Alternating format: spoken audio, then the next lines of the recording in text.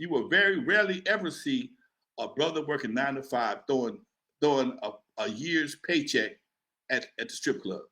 40, 50,000 is a year's paycheck for a lot of people. Okay, you will rarely see them spend a bunch of their money on shit unless that's all they're gonna do.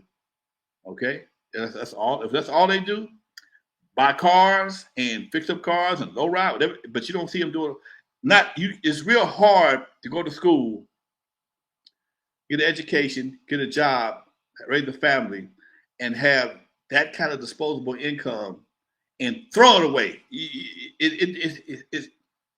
You're not making economic sense. If you went to school and got an education, you know the value. You learn the value of money in most cases. So if you got a job making, I don't know, $200,000 a year in a high position, I don't see you throwing $200,000, $50,000 at a stripper. When you throw money at shit like that, it gives you the illusion that money ain't no subject, ain't an object. And we all know that's a bold-faced lie, unless you're getting it just crazy. And most people, they get it crazy, ball players, drug dealers, and folks of that nature who don't respect it till they don't have it no more. Mm-hmm. Man. Shout out to Rat7 again. Thank you for the super chat. He said something, actually, Lonzo, before we get into his question, and it's so creepy because as soon as he said it, the comment disappeared in the YouTube chat.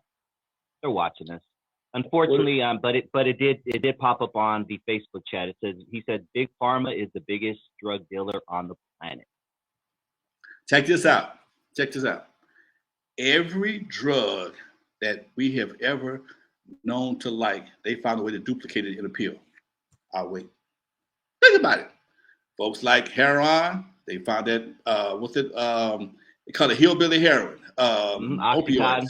Oxycontin, okay? They found fentanyl. People like they like crack cocaine. They got what they get the kids. Adderall, okay? We like weed. Well, they still gave us weed, but they gave us some modified weed. They didn't give us some natural shit that's just gonna grow when the seed fall out your body. No seeds. No seeds. They gave us super weed that you can't grow in your backyard unless you do it from a clone. Okay. So everything that we learned that we had an attraction to, an addiction for, they found a way to put it in a pill, put it in a jar, and just so happens a whole bunch of it gets on the streets. What happened? How did it get on the streets? But you won't see no cancer cures. You won't see no Ozempic on the streets. You won't see stuff that people really need or people really they can help them on the streets. But you'll find that that addictable shit, all the opioids and fentanyl. And I don't understand the purpose of fentanyl whatsoever, because when they showed me how much fentanyl it took to kill somebody, Negro, I got more potato chips on my damn desk than take get you for fentanyl. I was eating chips before the show started. I got crumbs on my desk that are bigger than it was enough. It was fentanyl. I'd be dead right now.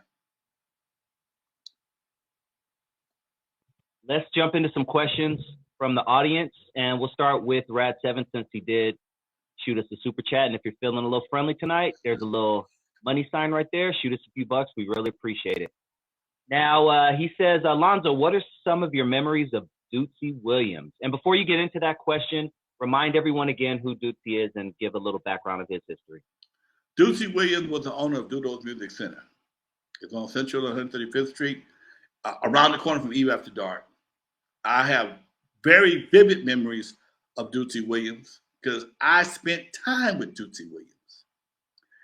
Being a young hustler, dealing with older men, I learned very early in my career, older men love to tell their legacy, just like I'm doing right now. They didn't have podcasts back then. They love to share their knowledge. They love to share their experiences and tell people what they was doing and hope somebody like me will keep their legacy alive. I talked for hours with Jeffy. I talked for hours with Dootsie. Dootsie wrote a song called Earth Angel. That record was a huge record back in the N.W.A era. But he had enough business sense to get paid properly. He bought an old helicopter factory that became Doodles right there in Compton. At the time when he bought that helicopter factory, turned it into Doodles, Compton was predominantly white. The brother next door, Mr. Woodley, had built the bowling alley. So we had literally Woodley's bowling alley and Doodles right next to each other. Okay? And they would, a lot of times, the bowling alley would have a tournament. The tournament party be at Doodles. I'm a kid. I see these stuff. I see it on the marquee. In fact, if you look at any of my pictures from the from Doodles marquee, you'll see tournament up on the on the wrecking crew. He didn't have all the letters. He couldn't spell all the shit. He had you figured it out. It was turn them, and wreck it. Okay, for the most part. But he explained to me why he built Doodles where he did. Man, I'm telling you, when he's like 77, 78 when I met him. He was an old dude when I met him, but he was cool. He was another Gemini, and I'd go down there and give him his deposit for the night or pay him for the rent. He just sit down. We just kick it sometime. He showed me his where his records was, because he'd be down there packaging up records. Him and his wife.